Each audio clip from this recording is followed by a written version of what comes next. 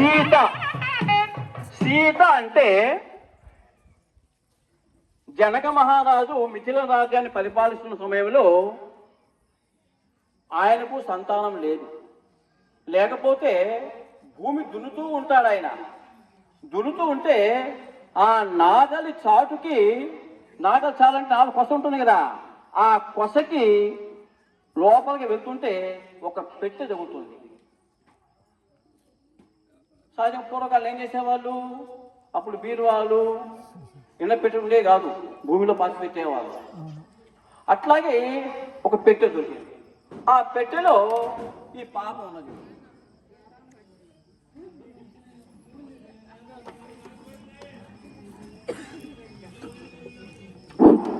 ఆ పెట్టెలో తెరిచి చూడగా ఒక పాప ఉన్నది.